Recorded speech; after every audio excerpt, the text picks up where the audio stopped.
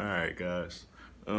Basically, want to kind of go over some of the things of just getting mental reps in and understanding how to really learn yourself. And this is this topic will have to be used with discernment because I often say, sometimes you have to be humble and sometimes you have to stand up for yourself. It's a constant battle in between learning which ones is the right tools to be used in the right moments. And I mean, honestly, it's really something that we have to go through and understand. We're gonna have to go through a lot of lessons, bro.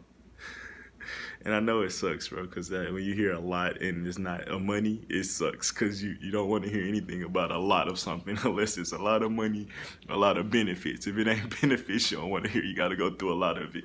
But it's funny because there's so many different versions of scenarios that you'll go through in life, from especially when you become that pinnacle at the top of your pyramid. Like, bro, when you're standing up for yourself, standing up on your own foundation that you built, like you become a master gangsmith in understanding how to manipulate certain situations and emotions and like times and experiences, like, and what tools and what emotions you're supposed to implement in these certain moments and experiences, and you're good at doing it in the moment and not having to wait and do it after.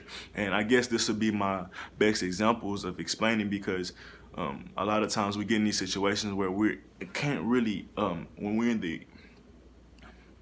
we're in the moment, it's hard for us to just calm down. It's hard for us to just act a certain way because we're so emotional, and it's hard for us to control it. And this goes back to when I say it's basically a kid at the table, or there's a part of us that's not been mastered yet. So we can't control it because we don't have the full harness of power over it. So it's leaking out, so it has an opportunity to go against us, an opportunity to distract us or take us off our little whatever, at least for that moment. But like I said, when you get to that point where you can enact in a moment and I have to observe how you did things afterwards, type shit. I don't know if that makes sense. Where you do go through a situation, now you're looking at, oh, I could have did like that, I could have moved like this. Observe, learn those lessons, like for real, for real. Like, even if you shouldn't have stood up or whatever, just learn, like, all right, well, I did stand up for myself. All right, well, next time, how can I stand up for myself and respect the other person? Did I have to get that disrespectful when I stood up for myself? No, I didn't have to get that disrespectful, but I did have to stand up for myself, for sure, for sure. Because you get into those little tight corners where you're right, but then you see how that is. So it's like, how do I combine all of those together? So how do I respect the other person while standing up for myself, while also learning and teaching other people on how to stand up? Like, because there's so many different scenarios and when shit happen. Like, oh, it was people watching me. So for instance, I argue with my brother's dad. Okay, so after the situation happened, I look at myself. So how could I've maintain my composure to where I'm not wanting to whoop his ass, but still stand up for myself?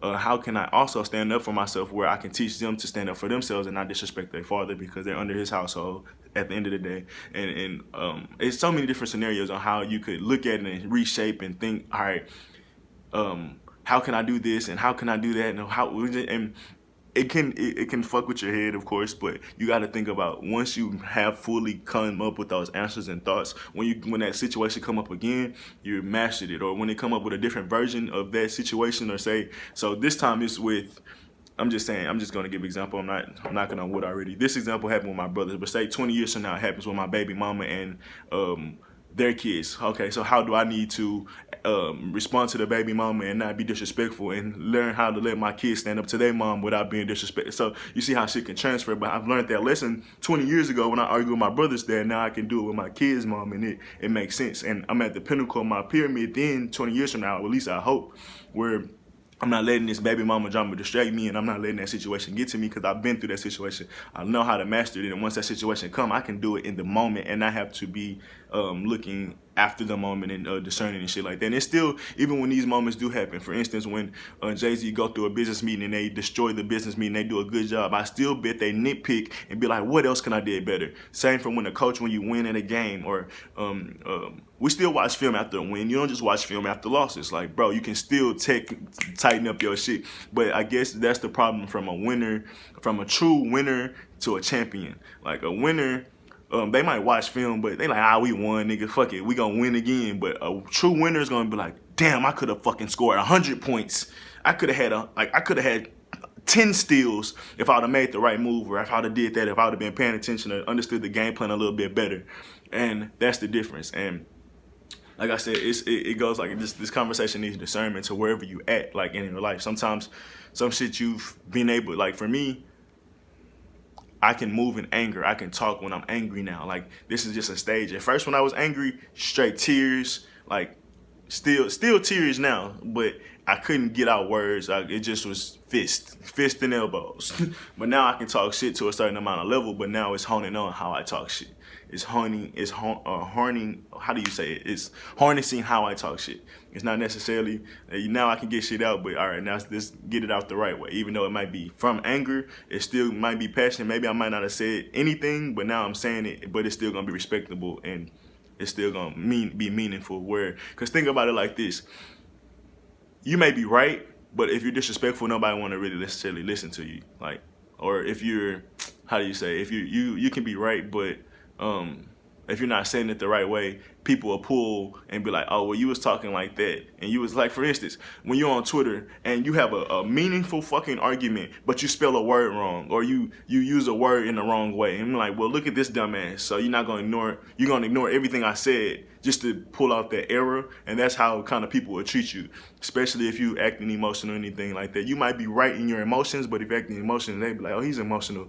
They'll justify, like I said, they'll justify any fucking reason for you.